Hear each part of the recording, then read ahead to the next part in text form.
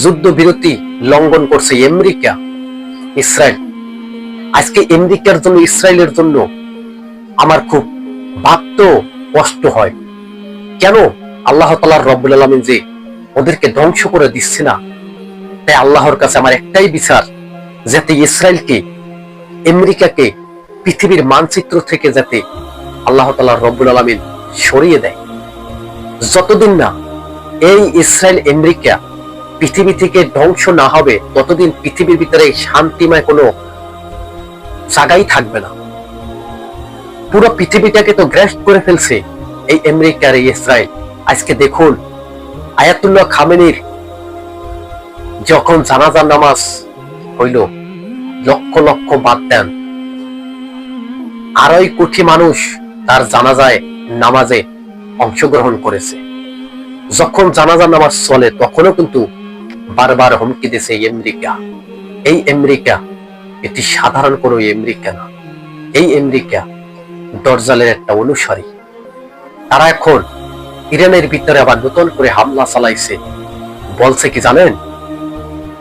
বলছে আমেরিকা যে ইরানের সাথে আর কোনো চুক্তি হবে না, ইরানের সাথে আর কোনো আলোচনা হবে না। তার মানে কি? মানে ইরানের ভিতরে পুরো দমে ভয়াবহ হামলা শুরু করে দেবে। ইতিমধ্যে কিন্তু হামলা, মাঝারি হামলা, বড় হামলা, ছোট হামলা, সমস্ত হামলা কিন্তু ইরানের সমস্ত শহরের ভিতরে শুরু করে দিয়েছে বিমান হামলা। তাই বলবো, আমেরিকাকে বলবো, যুদ্ধ থেকে বেরিয়ে আসুন। পৃথিবীর সমস্ত মানব জাতিকে শান্তিতে থাকার চেষ্টা করুন। যদি এই ঘটনা না ঘটে, তবে মনে করবা তৃতীয় বিশ্বযুদ্ধ একবারে নিকটবর্তী। আমেরিকার কোনো মানচিত্রই থাকবে না, ইসরায়েলের কোনো মানচিত্রই থাকবে না। কোনো একদিন সেদিনের অপেক্ষা করো। আল্লাহ তাআলা রব্বুল আলামিন ছেড়ে দেয়, কিন্তু ছেড়ে দেয় না। নমরুদ, সাদ্দাত, ফেরাউনকে অনেক ছাড় দিছিল। আল্লাহ তাআলা রব্বুল আলামিন ছাড় দিতে দিতে দিতে দিতে কি করছে? আল্লাহর সাথে কিন্তু যুদ্ধ করছিল। নমরুদ, সাদ্দাত, ফেরাউন দেখতে পারে নাই যে আল্লাহ তাআলা রব্বুল আলামিন আমাদেরকে তৈরি করেছে, আমাদেরকে খাওয়ান পরন দিয়ে দুনিয়ার ভিতরে বাঁচাই রেখেছে, সেই আল্লাহর সাথে গাদ্দারি কিভাবে সম্ভব? আজকে আমেরিকা যুদ্ধবিরতি বারবার লঙ্ঘন করছে, একের পর এক মুসলিম নেতাকে হত্যা করছে। যখন ইরানের প্রধানমন্ত্রী আয়াতুল্লাহ খামেনির জানাজার নামাজ পড়ানোর আগে কোরআন তেলাওয়াত করে শোনানো হয়েছে। এক এক রাষ্ট্রকে এক এক রকমের কোরআন তেলাওয়াত করে শোনাইছে। ইরান এইটাই বুঝাইতে চায়, আজকে ইরান শেষ হয়ে গেলে, আজকে মুসলিম রাষ্ট্র একজন ইরান শেষ হয়ে গেলে, অন্যদিন অন্য এক মুসলিম রাষ্ট্রের উপরে অ্যাটাক শুরু করবে। ইরান এটি বুঝাইতে চাইছে কোরআন তেলাওয়াতের মাধ্যমে। কিন্তু বিশ্বের মুসলিম বড় বড় নেতারা বুঝছে না, বুঝলেও তারা কিছু করছে না। কেন বা করবে? তারা তো আমেরিকার দালাল। আমেরিকার দালালি যারা যারা করছেন, তারা প্রস্তুত থাকেন। তারা আল্লাহর কাছে কি জবাব দিবেন, তার মোকাবেলা করার জন্য কি করবেন, তার সবকিছু প্রস্তুত রাখছেন। তো ইহুদির সাথে বন্ধুত্ব করতে বারবার নিষেধ করেছে কে? মহানবী সাল্লাল্লাহু আলাইহি সাল্লাম। ইহুদির সাথে তোমরা বন্ধুত্ব করিও না, ইহুদিরা কথা দিয়ে কথা রাখে না। আজকে বাস্তবতা, আমেরিকা কি কথা রাখছে? দেখুন তো, ইরানের ভিতরে হামলা করছে কে?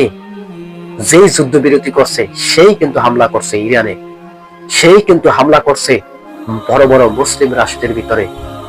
আজকে পুরো বিশ্বের মুসলমান জেনে নাও, এই আমেরিকাকে যারা যারা ছাড় দিতে দিতে দিতে দিতে গাছের মাথায় উঠেছো, এই আমেরিকা তোমাদের সাথে একদিন গাদ্দারি করবে। কোন একদিন তোমাদেরকে পৃথিবীর মানচিত্র থেকে সরিয়ে দেওয়ার ঘোষণা করে দেবে এই আমেরিকা, এই ইসরায়েল।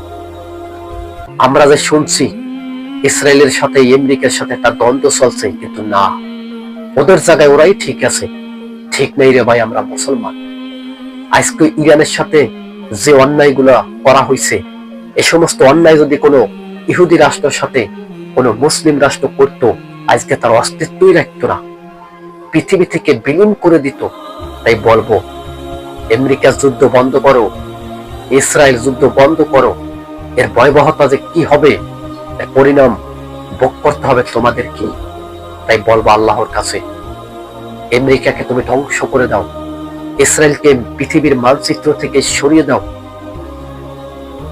আজকে আয়াতুল্লাহ খামেনির জানাজার নামাজ ঘিরে যে কত ষড়যন্ত্র চলছে, ইরানিরা চুপচাপ করে সহ্য করে যাইতেছে, কিন্তু মোস্তফা খামেনি যে কাজগুলো করে দেখাইলো, পৃথিবীর ভিতরে ইতিহাস সৃষ্টি করে দিল মোস্তফা খামেনি। আমেরিকার সাথে যুদ্ধের মোকাবেলা করার জন্য সব প্রস্তুত নিয়ে ফেলছে মোস্তফা খামেনি। মানে বর্তমান ইরানের প্রধানমন্ত্রী মোস্তফা খামেনি স্পষ্ট জানিয়ে দিচ্ছে, আমেরিকা যদি ইরানের ভিতরে আবার হামলা করে, ইরানও আবার হামলা করবে।